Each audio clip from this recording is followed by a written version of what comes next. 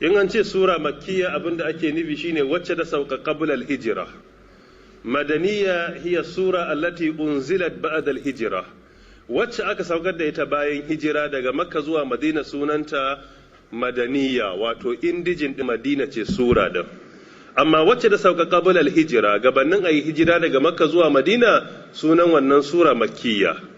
So da haka in an ce luqman makkiya ne ana nufin ta sauka qabla al-hijra, bi ma'ana qabla hijrati rasulillahi sallallahu alaihi wasallam min makkata ila al-madina.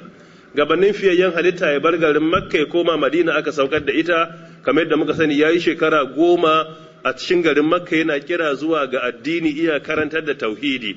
Ya koma ya shekara 13 a makka, ya koma garin madina ya shekara 10. Idan muka tara za mu ga ya samu shekara 23 yana da'awa zuwa ga addini, sannan kuma ya an masa turo shi a matsayin manzo yana da shekara 40. Idan muka tara ga 40 ga 13 na makka ga 10 na madina za mu samu shekara 63. Waɗannan shekaru a duniya ya koma zuwa ga Allah subhanahu wa ta'ala.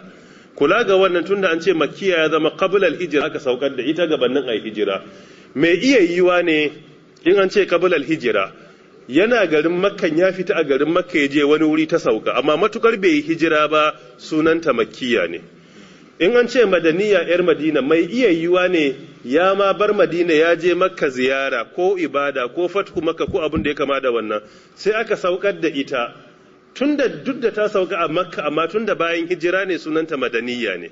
Kula ga wannan wajen bambance makkiya da madaniya, kar mu rika cewa kawai an saukar da ita a makka, sai dai mu ce an saukar da ita gabanin hijira, don mai iya yiwa ne ba a garin makka ma ta sauka ba. In mun ce madaniya mai iya yiwa ba a madina ba ne, amma mun ce madaniya ne na'am saboda ta sauka ne ba'adal hijira, wato bayan an yi hijira daga makka zuwa madina. Mafhum? Tayyib. Kula ga wannan shine bambanci tsakanin su. Mafiya yawan surorin da aka saukar a qabla al-hijra zamu ga suna kira ne zuwa ga tauhidi, suna kira ne zuwa ga tsarkake Allah subhanahu wata'ala, suna wa'azi ne don nuna girman addinin musulunci, suna da'awa ne zuwa ga nuna ingancin Qur'ani, amfanin Qur'ani, shiryar Qur'ani da makamantansu.